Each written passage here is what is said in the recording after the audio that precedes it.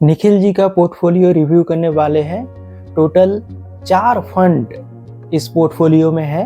अगर देखें total 4 fund का नाम तो HDFC फ्लेक्सी कैप फंड उन्होंने लिया है और 3 स्मॉल कैप फंड है, Nippon India small cap fund, axis small cap fund और टाटा स्मॉल कैप फंड। बहुत ही कॉन्सेंट्रेटेड पोर्टफोलियो है, छोटा पोर्टफोलियो है, लेकिन ये पोर्टफोलियो में दम है।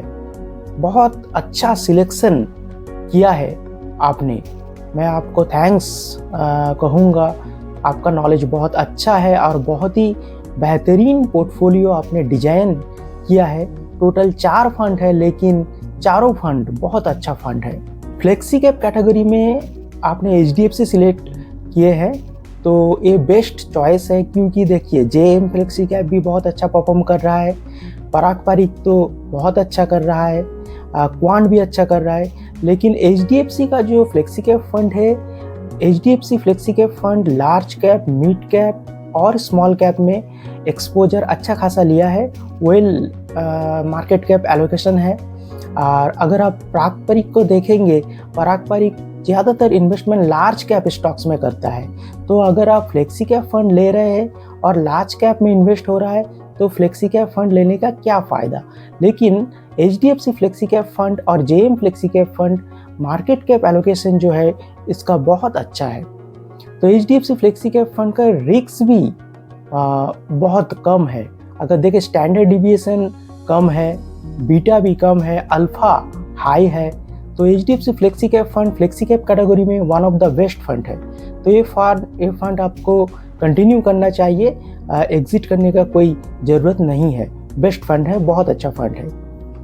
चलते हैं नेक्स्ट, जो 3 स्मॉल कैप फंड आपने लिया है, Nippon India small cap fund. ये तो देखिए एवरग्रीन फंड है। Nippon India small cap fund बहुत ही तगड़ा परफॉर्मर है। हालांकि AUM साइज बहुत हाई हो गया है, फिर भी ये फंड परफॉर्मेंस बहुत अच्छा कर रहा है। अगर आप देखें Nippon India small cap fund में लमसम अलाउड नहीं है, फिर भी अगर आप SIP अमाउंट ज़्यादा करके इसमें इन्वेस्ट करेंगे तो अच्छा रिटर्न ये बना के दे सकता है। तो Nippon India fund evergreen fund है, इसका साथ भी आप कंटिन्यू कर सकते हैं, कोई दिक्कत वाली बात नहीं है। बात करते हैं एक्सिस स्मॉल कैप फंड का। Axis small cap fund axis AMC का जब से प्रॉब्लम आया है, अंडर परफॉर्मेंस आया है, तब से थोड़ा कंसर्न इन्वेस्टर्स का मन में रहा है ये एक्सिस कैसा परफॉर्म करेगा। लेकिन एक्सिस स्मॉल कैप फंड बहुत ही अच्छा फंड है, लंबे टाइम पीरियड में अच्छा रिटर्न बना के दिया है। अगर निपॉन देखें, Nippon India small cap fund 28% since Inception return बना के दिया है।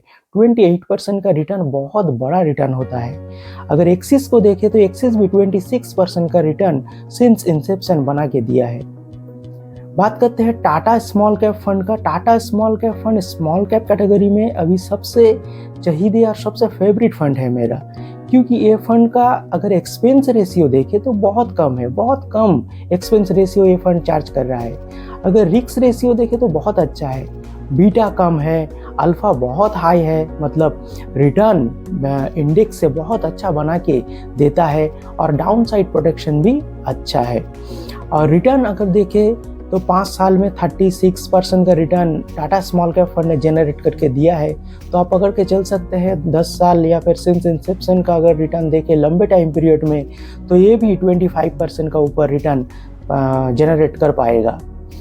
एक्सिस स्मॉल कैप फंड में एक खास बात है, ये फंड का जो डाउन साइड प्रोटेक्शन है बहुत अच्छा है, क्योंकि ये फंड डेप्ट और इक्विटी में इन्वेस्ट करके चलता है। डेप्ट में एक्सपोजर थोड़ा ज़्यादा है, हालांकि स्मॉल कैप फंड डेप्ट में उतना एक्सपोजर नहीं लेता, इक्विटी म्यूचुअल फंड या फिर स्मॉल कैप म्यूचुअल फंड। लेकिन एक्सिस स्मॉल कैप फंड डेप्ट में एक्सपोजर लिया है, तो इसका मतलब जो कंसिस्टेंट रिटर्न ये प्रोड्यूस कर सकता है, गिरावट का टाइम भी अच्छा खासा प्रोटेक्शन दिखा सकता है।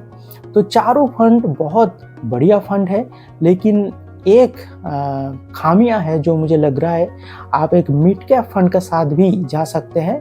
एक भी मिड कैप फंड नहीं है आपका पोर्टफोलियो में, अगर आप चाहे तो Motilal Oswal mid cap fund या फिर एडिलवाइस का मिड कैप फंड का साथ जा सकते हैं, या फिर एडिलवाइस का मिड कैप जो मोमेंटम फंड है वो भी आप पोर्टफोलियो में इंक्लूड कर सकते हैं। मोमेंटम फंड एक अच्छा फंड है। मोमेंटम फंड भी 25% से ऊपर का रिटर्न जनरेट करके दे पाएगा, ये पॉसिबिलिटी है। तो बहुत अच्छा पोर्टफोलियो है, कॉन्सेंट्रेटेड पोर्टफोलियो है, छोटा पोर्टफोलियो है। और पोर्टफोलियो देख के ये समझ आ रहा है आप लंबे टाइम के लिए इन्वेस्ट करना चाहते हैं तो आप कंटिन्यू करें और इन्वेस्टेड अमाउंट थोड़ा थोड़ा करके बढ़ाते रहे। लंबे टाइम तक ये सब फंड में आप बने रह सकते हैं। 5 साल तो आपको फंड चेंज करना ही नहीं पड़ेगा, क्योंकि सभी अच्छा परफॉर्मर है और लंबे टाइम से परफॉर्म करते हुए आ रहा है।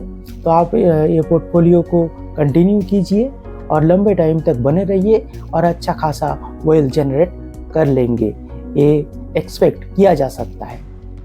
तो ये था आज का video. For more such video देखते रहिए मनी माइंडसेट।